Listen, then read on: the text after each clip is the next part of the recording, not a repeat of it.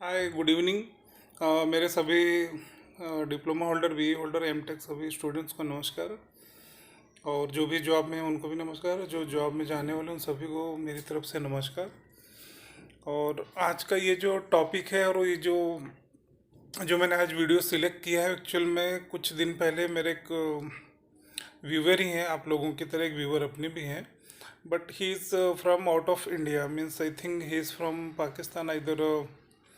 हाँ, yeah, I confirm he's from Pakistan. So today he requested because immediately he is getting some job in hydropower. So he requested, and based on that I have just make some conceptual job description for his requirement.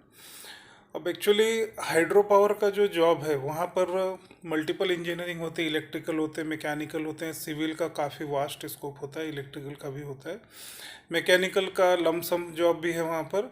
उसके अलावा electronics, instrumentation means multiple engineering including computer science, computing, सभी types के engineer power plant में होते हैं। But specifically आज ये जो जॉब डिस्क्रिप्शन में उन्हीं के लिए बनाया था कि हाइड्रो पावर के लिए। अब ये जो जॉब डिस्क्रिप्शन मैं बता रहा हूँ क्योंकि मैंने इनिशियल फर्स्ट जॉब जब मैं लार्सन एंड टुब्रो में था, उसके बाद फिर राष्ट्रीय नेशनल मेटल्स में था, उसके बाद फिर मैंने एक 3 महीने का इंटर्नशिप किया था बीई के बाद। I think it was around 60 to 65 days. तो उस समय में जो है कोयना हाइड्रो पावर, जो कि महाराष्ट्र में लोकेटेड है, तो Koyna dam it's hydro power generation. तो 500 मेगावाट के 3 स्टेज थे वहाँ, 2 स्टेज थे, कंप्लीट थे। Third stage at the time in 2009-10 में थर्ड स्टेज भी शायद कंप्लीट होने की कगार पे था, 500 मेगावाट का। तो total installed capacity at that time it was around 1500 megawatt. तो वहाँ पर जो जॉब का कल्चर था, it was okay, but heavy work है, but it's not very easy to tackle the job of that power plant. तो but lump sum अच्छा job है, इंटरेस्टिंग है, बिकॉज लगता है कि हम कोई इंजीनियर है, बिकॉज वेरी वास्ट वर्क है काफ़ी, मतलब वहाँ पर उस तरीके का जॉब है। तो apart from other engineering I am just focusing for him, just he requested for electrical engineer. Electrical engineer की वहाँ पर मल्टीपल टीम होती हैं। अब सबसे पहले मैं उन टीम की बात करूंगा जो day to day routine work करते हैं। Day to day electrical engineer का काम क्या होता है कि वो प्लांट में एज ए मेंटेनेंस डिपार्टमेंट होते हैं। तो मेंटेनेंस डिपार्टमेंट का काम वेरी सिंपल, कि जब जो प्रॉब्लम आएगा दे विल अटेंड इमिडिएटली। अब जैसे मान लीजिए कि उनको टरबाइन या कोई, जहाँ पर इलेक्ट्रिकल की कोई लाइन है, कुछ कनेक्शन में इशू आया, या कुछ फ्यूज़ हो गया, या कुछ ऐसा ब्रेकडाउन आया कि वहाँ इलेक्ट्रिकल शॉर्ट सर्किट हो गया, या इलेक्ट्रिकल का कुछ न्यू कनेक्शन वगैरह देना है, या न्यू लाइन वगैरह डालनी है, या कुछ वहाँ पे नया मतलब एक्सपांशन वगैरह किया, कुछ नया प्रोजेक्ट कर रहे हैं तो वहाँ पर उनको इलेक्ट्रिकल की लाइनें डालनी है। तो डे टू डे में ये जो मेंटेनेंस की टीम होती है इलेक्ट्रिकल मेंटेनेंस का, तो वो उनको day to day routine job ही करनी रहती है। They are not focusing for any other job. उनको अगर इंटरेस्ट है तो कर सकते हैं, otherwise they are interested only for their routine maintenance job. It's very मतलब मेंटेनेंस मतलब क्या है कि रोज की जो प्रॉब्लम जो भी अराइज होगी वो उनका काम है, उसको ब्रेकडाउन को जाके सॉल्व करना। कोई भी प्रॉब्लम आएगा फॉल्ट फाइंडिंग करना है और उसको सॉल्व करके they can live from that position, वहाँ से वो हट सकते हैं। दूसरा इलेक्ट्रिकल की जो टीम होती है that are known as a preventive maintenance electrical engineer. Preventive maintenance electrical engineer क्या होता है कि उनके पास एक स्पेसिफाइड जॉब होता है, एक मतलब जॉब कैसा रहता है, एक चेक्स रहता है उनके पास चेकिंग के लिए, कि उनके पास एक चेकलिस्ट होती है हर एक इक्विपमेंट का, हर एक स्टेज पे, हर एक जगह पर। तो उनको क्या करना है, वो चेकलिस्ट अपने साथ रखना है, और जो भी पर्टिकुलर डिवाइस है, एसेसरीज है, या इक्विपमेंट है, कंपोनेंट है, उसको मंथली या 15 दिन पे, या जैसा उन्होंने शेड्यूल बनाया, अगर सपोज करो टरबाइन को चेक करना है, सपोज करो टरबाइन को मंथली चेक में रखा हुआ है, तो मंथली जा करके वो प्रिवेंटिव इलेक्ट्रिकल इंजीनियर क्या करेंगे, एक एक पॉइंट को चेक करेंगे कि इलेक्ट्रिकल कनेक्शन ओके है, सेंसर आर वर्किंग है तो ओके करेंगे, अगर मान लीजिए उसमें कुछ और इंस्ट्रूमेंटेशन है, कुछ एनालॉग डिवाइसेस हैं या और कुछ है, गेजेस हैं, प्रेशर गेज हैं, ट्रांसड्यूसर्स वगैरह लगे हैं, सब कुछ भी जो भी लगे रहेंगे इलेक्ट्रिकल डिवाइसेस, तो उनका काम उसको चेक करेंगे। या कोई बड़ा डिवाइसेस है, हैवी मोटर्स वगैरह है, तो उनको चेक करेंगे, मतलब उनको रोटेट करेंगे, उनका फ्री चेकअप्स करके चेक करेंगे कि उसमें क्या प्रॉब्लम्स है। प्रिवेंटिव मेंटेनेंस इलेक्ट्रिकल इंजीनियर का काम यही रहता है कि वो प्रॉब्लम आने से पहले या प्रॉब्लम कुछ कल को मेजर हो उससे पहले ही वो उसकी रोकथाम की व्यवस्था उनको करनी रहती है। तो प्रिवेंटिव मेंटेनेंस की जो इलेक्ट्रिकल इंजीनियरिंग टीम है उनका यही काम है। They are just one type of predictive maintenance बोल सकते हैं उनको, कि वो एक प्रेडिक्शन बेस पर, लेकिन वो फिक्स शेड्यूल रहेगा, नॉट अ प्रेडिक्शन। ये थोड़ा सा मिलता जुलता, बट प्रेडिक्टिव मेंटेनेंस एक अलग टीम होती है। तो उनका काम है एक फिक्स पर डे पे कोई ना कोई डिवाइसेस इक्विपमेंट उनका शेड्यूल में रहेगा, कि आज टरबाइन का चेक है, कल कुछ और चेक्स रहेगा, परसों कुछ और इक्विपमेंट का चेक करना है, तो वो डे टू डे उनका शेड्यूल रहेगा। तो वो लोग उनको बस प्रिवेंटिव चेक के तौर पे उनको काम करना रहता है। थर्ड जो एक सेक्शन होता है वहाँ पर इलेक्ट्रिकल इंजीनियर का, they are related to only predictive maintenance. Predictive maintenance वाली जो टीम होती है, जरूरी नहीं है कि हर हाइड्रो पावर में रहे, कहीं कहीं पर लोग रखते हैं, जैसे जेपी जो हाइड्रो पावर है नॉर्थ इंडिया में, तो वहाँ पर वो लोग प्रेडिक्टिव मेंटेनेंस का इलेक्ट्रिकल इंजीनियरिंग का एक खुद का टीम रहता है। इधर एक इंजीनियर होगा, दो होगा या तीन भी हो सकता है। तो वो लोग क्या करते हैं, वो रूटीन और प्रिवेंटिव से हट के प्रेडिक्टिव, वो एक आध इंजीनियर ही रहेगा, बट वो बहुत एक्सपर्ट रहते हैं, काफ़ी टैलेंटेड रहते हैं। उनको क्या करना रहता है कि वो एक भी शेड्यूल करके, एक प्लांट का उनका डेली का एक रूटीन राउंड रहता है। वो जाते हैं डिवाइसेस इक्विपमेंट के पास खड़े रहेंगे। उनको अगर कुछ ऐसा मतलब दिमाग में भनक में आया कि हाँ ये मतलब कुछ एबनॉर्मल चीज़ हो रही है या कुछ एबनॉर्मलिटी उनको फील हुआ, तो वो लोग क्या करेंगे, इमिडिएटली उसको पहले टेस्ट कर लेंगे। टेस्ट करने के बाद उसको कंफर्म करेंगे। कंफर्म करने के बाद वो लोग क्या करते हैं, उसको फिर एग्जीक्यूशन में ले लेंगे। और जो अदर इंजीनियर है, जैसे मेंटेनेंस इंजीनियर जो रहेंगे इलेक्ट्रिकल के, जो रूटीन मेंटेनेंस का काम कर रहे हैं या जो प्रिवेंटिव मेंटेनेंस का काम करते हैं, तो वो लोग उनके साथ कोलैबोरेट होकर के उस प्रॉब्लम को सॉल्व करके, कि कल को ये प्रॉब्लम मेजर इशू बने इससे पहले ही वो प्रेडिक्शन करके उसको सॉल्व करने की कोशिश करते हैं। ठीक है। तो ये एक मतलब इसमें जो रहेंगे, एक आध इंजीनियर ही होगा या दो होगा, या शिफ्ट वाइज अगर 8-8 घंटे की शिफ्ट है पावर हाइड्रो पावर में, तो शिफ्ट वाइज 3 लोग भी हो सकते हैं। ठीक है। मेंटेनेंस जो रूटीन वाली रहती है उसके टीम ज़्यादा रहते हैं, क्योंकि क्या हाइड्रो पावर है, पावर प्लांट है, पावर प्लांट बहुत बड़ा रहता है। तो वहाँ पर मल्टीपल चीज़ें रहती है, मल्टीपल डिवाइसेस होते हैं, टर्बाइंस होती है, पेन स्टॉक होते हैं, रिजर्वायर होते हैं। उसके बाद फिर लाइनें जो है अंडरग्राउंड में बहुत सारे केबलिंग वगैरह जाती है, जनरेटर होते हैं, इसी जनरेटर है, दुनिया भर की चीज़ें वहाँ पे रहती है। उसके बाद ट्रांसमिशन की लाइनें हैं, फिर उनके जो ब्रैकेट्स हैं, उनके जो फ्रेम्स वगैरह जहाँ पे डिस्ट्रीब्यूशन चैनल्स होते हैं, मल्टीपल एसीबीज वीसीबीज वगैरह सब काफ़ी लगी रहती हैं। तो वो मतलब उनकी टीम ज़्यादा रहती है रूटीन मेंटेनेंस वालों की, क्योंकि कहीं ना कहीं कुछ ना कुछ इश्यूज वहाँ पे देखने को मिलता था, तो वो लोग लगे रहते थे। प्रिवेंटिव वाले, उनकी एक बड़ी टीम रहती है, उनको मतलब जैसे मैंने भी बताया कि उनको पर डे कोई ना कोई एक फिक्स शेड्यूल उनका बना लेते हैं। आज टरबाइन देखना है, कल पेन स्टॉक देखना है, कल रिजर्वायर के कुछ इलेक्ट्रिकल कंपोनेंट्स हैं उनको देखना है, या आज के दिन में हमको जो एसी जनरेटर है या ट्रांसमिशन लाइन है, तो वो शेड्यूल वाइज वो उनका देखते हैं और उनको चेक्स करते हैं। बट मेंटेनेंस वाली जो टीम रहती है ना, वो सबके साथ इन्वॉल्व हो जाते हैं लोग। क्यों? क्योंकि कुछ ऐसी चीज़ें रहती है, वर्कआउट करनी रहती है, तो मेंटेनेंस की टीम उनके साथ रहती है, तो उनको उनका काम ईजी पड़ जाता है। ठीक है। तो ये एक मिला जुला प्रोफाइल मेंटेनेंस वालों का रहता ही रहता है, सभी के साथ कोलैबोरेट होने के लिए। ठीक है। अब जो फोर्थ वाला ऑप्शन बाकी था, that are project electrical engineer. Project electrical engineer का काम क्या रहता है, जब भी हाइड्रो पावर में कुछ नया उनको एक्सपांसन लेना है, या कुछ नया इम्प्लीमेंट करना है, या कुछ नया कंस्ट्रक्शन तैयार करना है, या प्लांट की कैपेसिटी बढ़ानी है, एट दैट टाइम जो वहाँ पर जो प्रोजेक्ट का इलेक्ट्रिकल इंजीनियर होगा उसकी जॉब क्या रहती है, कॉन्सेप्ट। वो एक कॉन्सेप्ट विजुअलाइजेशन करेगा, डिज़ाइन सोचेगा कैसे मुझे उसका डिज़ाइन करना है। तो उसमें उसको हर एक चीज़ डिज़ाइन के तौर पे सोचनी रहेगी, start from the water to final transmission line तक। जहाँ जहाँ पर उसका जॉब्स आएगा वो सभी चीज़ों को इवेलुएट करेगा, एनालिसिस करेगा, डिज़ाइन करेगा, उनका डेवलपमेंट करेगा। उसके बाद फिर उसका कंस्ट्रक्शन होगा, फिर उसको डिवाइस को तैयार किया जाएगा।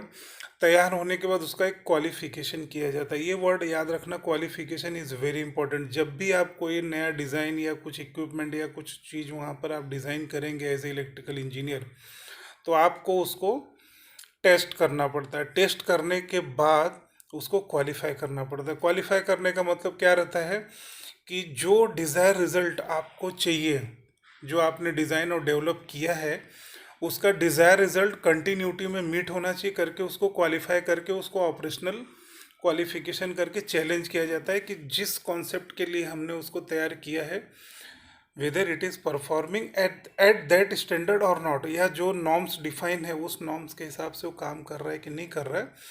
वो प्रोजेक्ट इलेक्ट्रिकल इंजीनियर का जॉब होता है। That is very challenging job. और देखने जाए तो बेस्ट इंजीनियरिंग इसी को बोला जाएगा, क्योंकि वहाँ पर एक new concept, new design, new development, एक न्यू फ्रीक्वेंसी तैयार करते हैं वो लोग, और उसको टेस्ट करते हैं, उसको क्वालिफाई करते हैं, बाद में आप उसको रूटीन यूज़ में दे सकते हैं।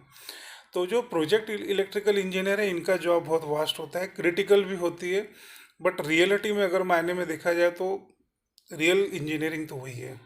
क्योंकि उसमें आपको कुछ नया कॉन्सेप्ट लेकर के, और प्रोजेक्ट इलेक्ट्रिकल इंजीनियर का एक जॉब और रहेगा कि उसको पूरे प्लांट में, पूरे हाइड्रो पावर प्लांट में जहाँ कहीं पर है उसको इम्प्रूवमेंट का स्कोप देखना पड़ता है कि कहाँ हम कितना और इम्प्रूवमेंट कर सकते हैं। तो उसकी जॉब वाटर रिजर्वायर से ले करके, मतलब वाटर रिजर्वायर से स्टार्ट करके फाइनल ट्रांसमिशन लाइन, जो प्लांट का जो ट्रांसमिशन है, डिस्ट्रीब्यूशन, वहाँ तक उसको हर स्टेज पे देखना रहता है। तो ये हो गई प्रोजेक्ट इलेक्ट्रिकल इंजीनियर की जॉब।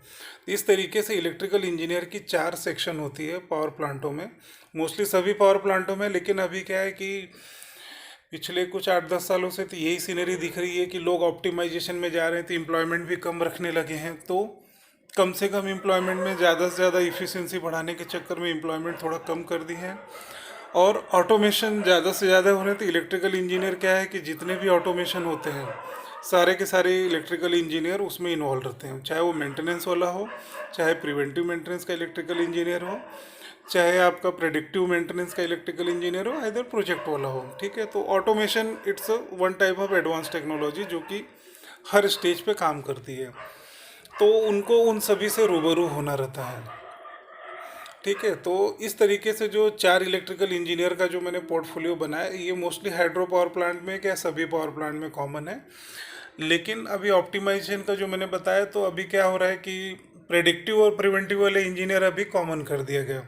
अभी मान लो कोई हाइड्रो पावर ने प्रेडिक्टिव मेंटेनेंस के लिए एक इंजीनियर रखा है, सपोज जनरल शिफ्ट में, और प्रिवेंटिव मेंटेनेंस का भी इंजीनियर है, तो ये लोग क्या किए, उसको क्लब करके अब एक कर दिया कि मतलब वो प्रेडिक्टिव और प्रिवेंटिव मेंटेनेंस इलेक्ट्रिकल इंजीनियर एक कॉमन हो जाता है, वो अकेला ही रहता है फिर वो। हाँ, वो और बात है कि अब तीनों शिफ्ट, अगर हाइड्रो पावर प्लांट में 3 शिफ्ट चला रहे हैं तो तीनों शिफ्ट में एक एक इंजीनियर रहेगा, बट प्रेडिक्टिव और प्रिवेंटिव को कॉमन कर दिया। ठीक है, तो वहाँ पे एक मैन पावर सेव कर लेते हैं लोग वहाँ पे। लेकिन जो रूटीन मेंटेनेंस वाला इलेक्ट्रिकल इंजीनियर होगा, वो मैंडेटरी रखना ही रखना पड़ता है। उसमें आपके बी इलेक्ट्रिकल इंजीनियर भी हो सकते हैं परफॉर्मेंस बेस पे, आईटीआई इलेक्ट्रिकल इंजीनियरिंग हो सकते हैं, डिप्लोमा इलेक्ट्रिकल इंजीनियरिंग हो सकते हैं, और कुछ डिप्लोमा या आईटीआई वाले हैं, ज़्यादा सर्विस हो जाती है, 15-20 साल की सर्विस वाले हैं, तो वो थोड़ा अच्छा परफॉर्मेंस करते हैं, तो वो लोग इंजीनियर, सब इंजीनियर, चीफ इंजीनियर तक भी चले जाते हैं।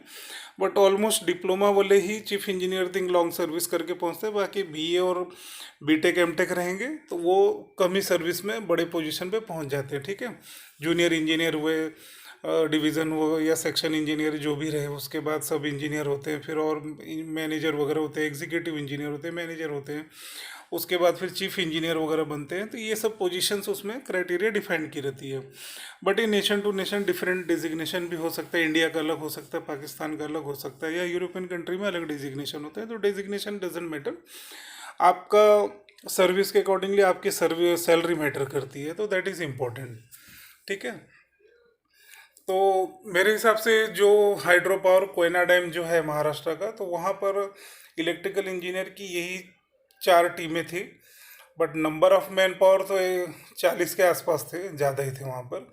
क्योंकि क्या है, 500 मेगावाट का एक प्लांट था, 500 मेगावाट का सेकंड स्टेज था, फिर 500 का एक नया तैयार हो रहा था। तो इस तरीके से जो इलेक्ट्रिकल की जो टीम थी, आई थिंक 30-32 के आसपास थे उस समय।